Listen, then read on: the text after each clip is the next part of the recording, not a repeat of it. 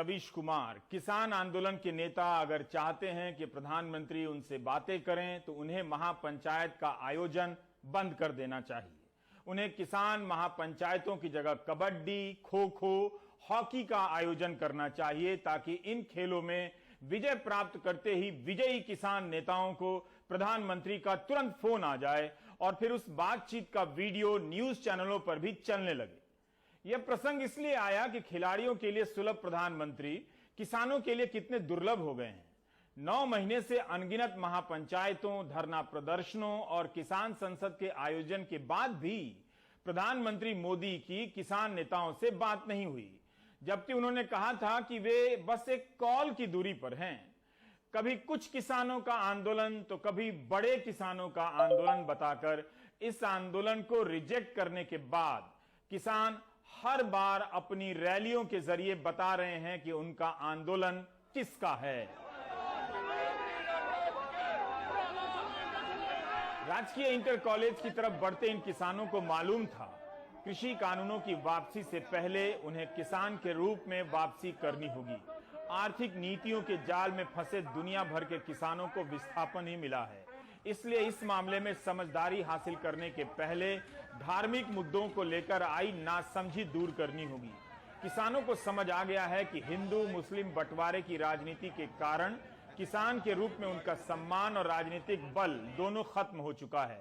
7 सालों के दौरान पश्चिमी यूपी के गांव-गांव में आग की तरह हिंदू मुस्लिम नफरत का नेशनल सिलेबस पहुंचा है।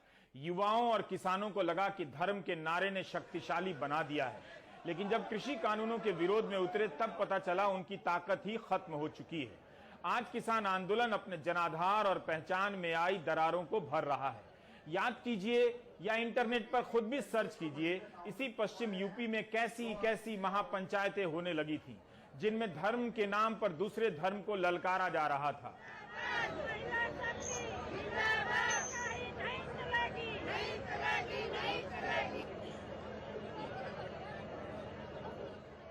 जो लोग एक दूसरे को दशकों से जानते थे, एक दूसरे को व्हाट्सएप यूनिवर्सिटी से जानने लगे। किसान नेता महेंद्र सिंह टिकैत के समय उनके कार्यक्रमों की अध्यक्षता गुलाम मोहम्मद किया करते थे, जो अब 85 साल के हो चुके हैं। महेंद्र सिंह टिकैत और गुलाम मोहम्मद मिलकर अल्लाहू अकबर और हर हर महादेव के नारे लगाते थे। 2013 से इन नारों का बंटवारा हो गया था, 2021 में फिर से एक हो गया है।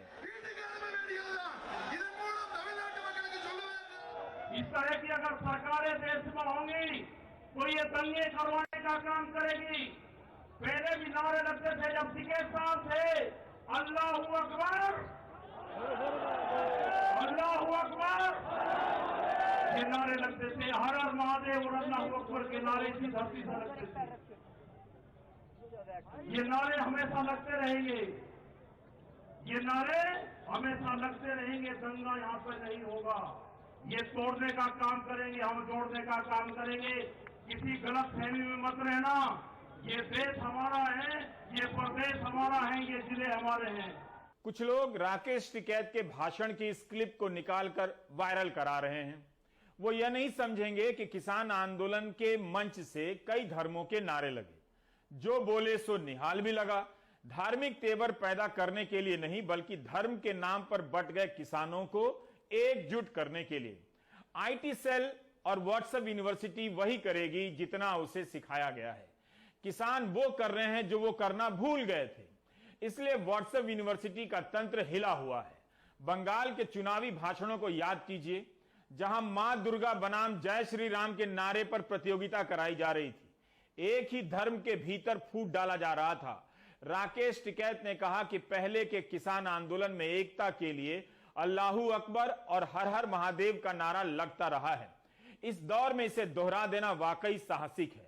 धार्मिक नारों को राजनीतिक मुद्दों की लड़ाई से जितनी जल्दी विदा कर दिया जाए उतना ही अच्छा है, और यही मकसद था शायद किसान नेताओं का जब हर दूसरा नेता दंगों के खिलाफ भाषण दे रहा था।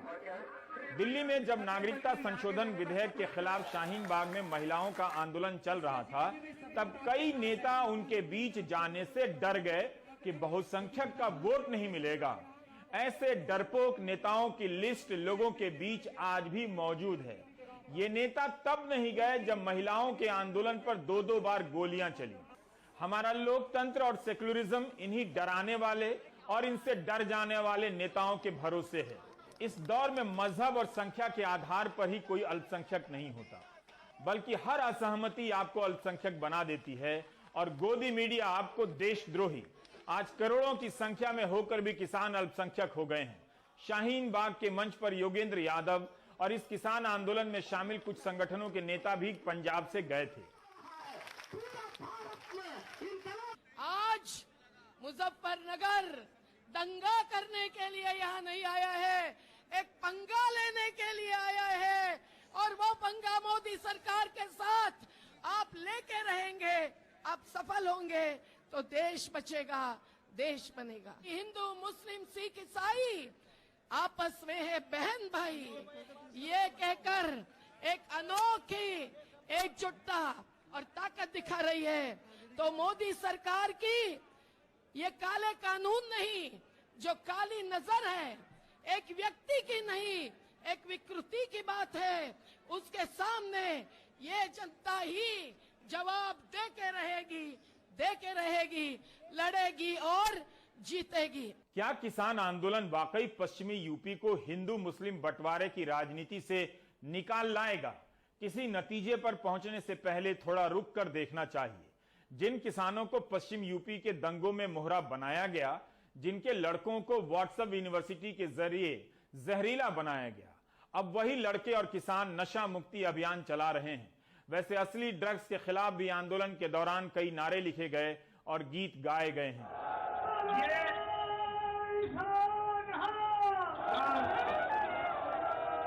2019 में सुधा पाई का इंडियन एक्सप्रेस में एक लेख है कि कैसे दंगों ने दशकों से इस इलाके में चली आ रही मुस्लिम और जाट किसानों की एकता को ध्वस्त कर दिया। पंजाब के किसानों के बीच इस एकता को लेकर कोई दुविधा नहीं थी। पश्चिमी यूपी के किसानों के बीच ये बदलाव आया 26 जनवरी की हिंसा के बाद, जब अकेले पड़े टिकैत रो पड़े।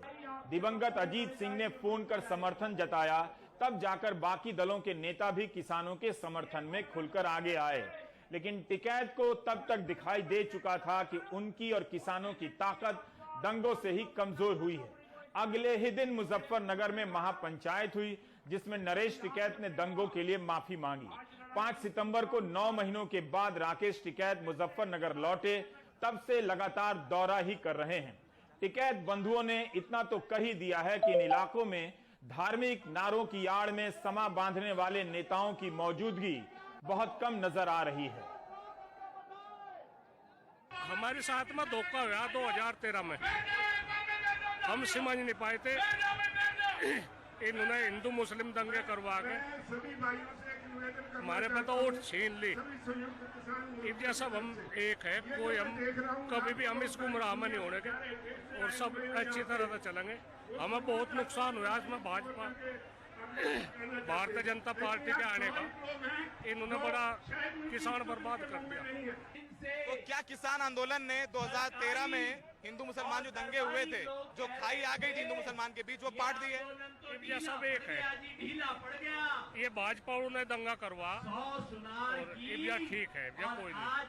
आगे कभी ये मुजफ्फरनगर जिला मोहब्बत जिला है। यहाँ सब गंगा जमुना तहजीब है, यहाँ से बहुत अच्छा है। हमारे उसमें हमारी एकता में नजर लग गई थी और आगे भी कोई ऐसी बात नहीं है। किसान नेता साफ साफ कह रहे हैं कि दंगों में बीजेपी के कारण बंटवारा हुआ। बीजेपी को इसका जवाब देना चाहिए। इस साल मार्च में खबर छपी कि दंगों के 7 साल बाद सुरेश राणा, संगीत सोम, कुंवर भारतेंद्र सिंह जैसे बीजेपी के कई नेताओं के खिलाफ दंगों के मुकदमे वापस ले लेने के लिए यूपी सरकार के प्रस्ताव को कोर्ट ने मंजूरी दे दी है। उसके पहले संजीव बालियान के ऊपर से भी मुकदमे वापस ले लिए गए। इसी अगस्त में खबर आई कि 77 लोगों के खिलाफ दंगों के मुकदमे वापस लिए गए हैं, जिस पर सुप्रीम कोर्ट के न्याय मित्र विजय हंसारिया ने कोर्ट को बताया कि बिना कारण बताए ये मुकदमे वापस लिए गए हैं। अमर उजाला अखबार ने हेडिंग लगाई है कि दंगों की धरती से दिया अमन का संदेश। ये मुजफ्फरनगर की पहचान बन गई है। दरअसल मुजफ्फरनगर किसान आंदोलन के लिए नैतिक संकट बन गया है, राजनीतिक भी।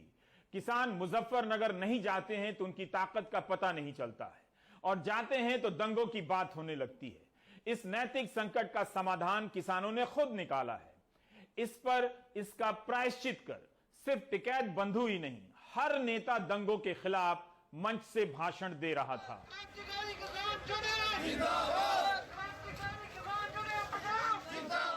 किसान नेता और टिकैत बंधु भले ही दंगों को लेकर बीजेपी को दोषी ठहराते रहे, लेकिन वे इस एकता से छेड़छाड़ की छूट किसी को भी नहीं दे रहे।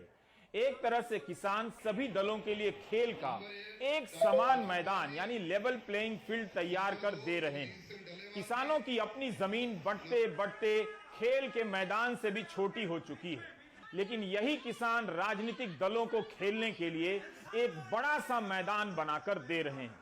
आज किसी भी दल की अलग आर्थिक नीति नहीं है, कुछ दल तो बिना आर्थिक नीतियों के ही राजनीति कर रहे हैं।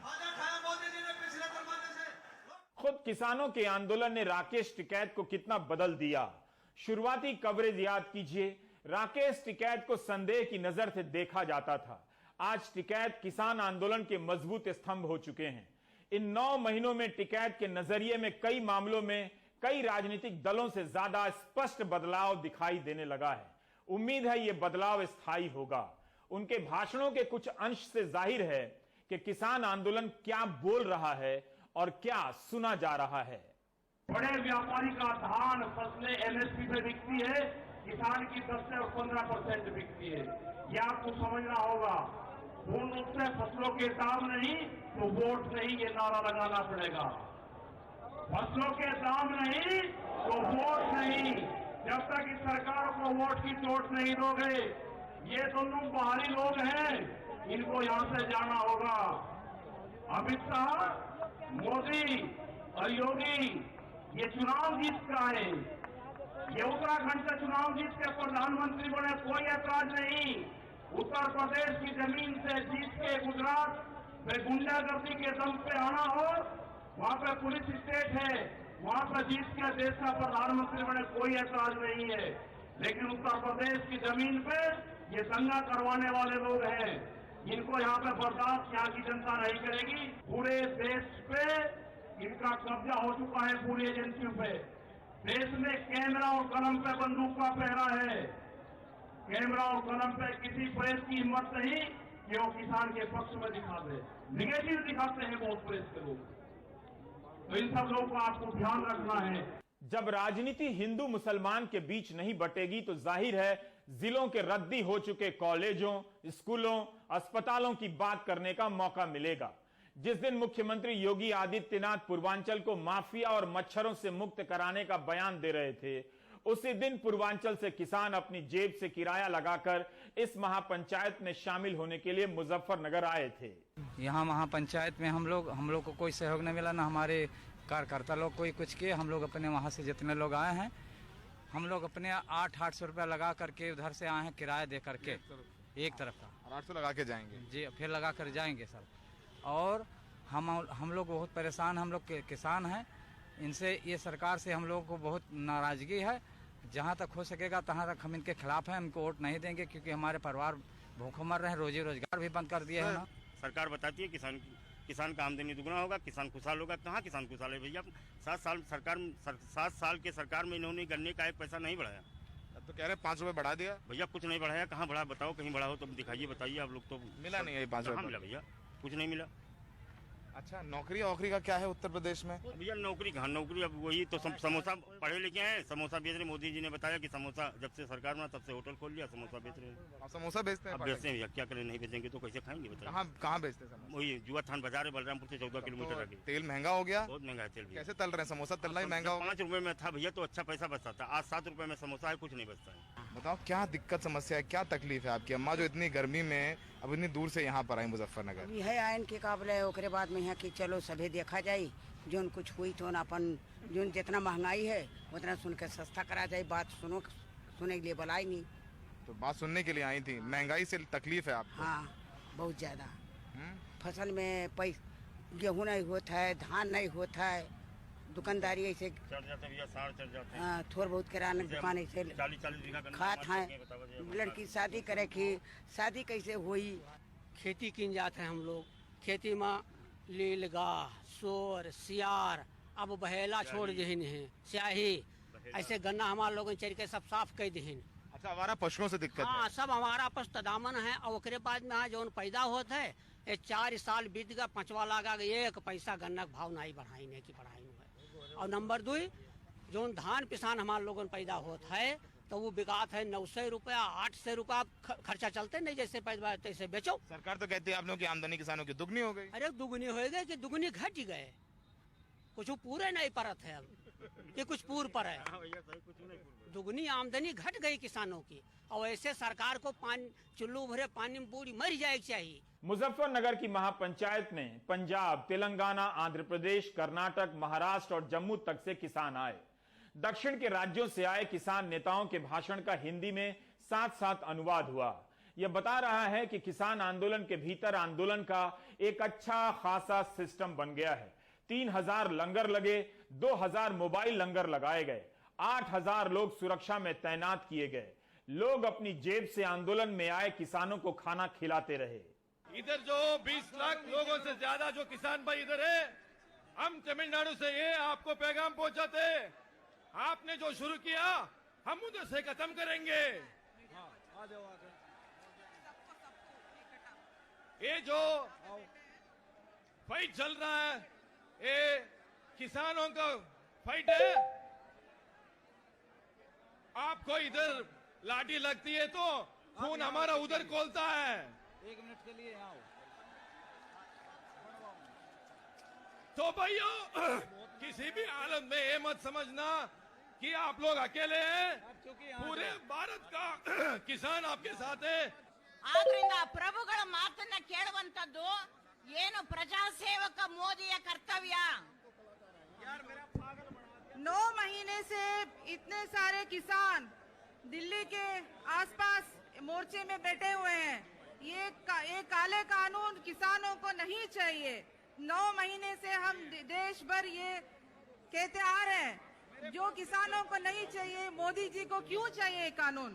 എല്ലാവർക്കും നമസ്കാരം. ഇവിടെ എത്തിയിട്ടുള്ള എല്ലാ സഹോദരി സഹോദരന്മാർക്കും നമസ്കാരം. കേരളത്തിലെ മുഴുവൻ കർഷകരുടെയും പിന്തുണ ഈ സമരത്തിന് നൽകിക്കൊണ്ട് ഞാൻ നിർത്തുന്നു. വന്ദേ മാതരം. यूपी में ऐसी रैली कब हुई जब मलयालम में भाषण हुआ, कन्नड़ में भाषण हुआ, योगेंद्र यादव ने फसल बीमा का सवाल उठा दिया। प्रधानमंत्री फसल बीमा योजना को गुजरात सरकार ने 1 साल के लिए स्थगित कर दिया है। उसके बदले मुख्यमंत्री फसल बीमा योजना लॉन्च कर दी गई है। पिछले साल 11 अगस्त के इंडियन एक्सप्रेस में मुख्यमंत्री विजय रूपाणी का बयान छपा है कि बीमा कंपनियां 5700 करोड़ का प्रीमियम मांग रही हैं, इसलिए उनका टेंडर खत्म कर दिया गया। इस खबर में गुजरात बीजेपी अध्यक्ष सूरत से सांसद CR पाटिल का भी बयान है कि फसल बीमा योजना के कारण गुजरात और अन्य राज्यों के किसानों में नाराजगी हो गई है। गुजरात के किसानों के लिए केंद्र और राज्य सरकार ने बीमा कंपनियों को 3000 करोड़ रुपए दिए, लेकिन किसानों को मुआवजा मिला 250 करोड़ का। गोदी मीडिया प्रधानमंत्री फसल बीमा योजना की बात नहीं करेगा। प्रधानमंत्री ने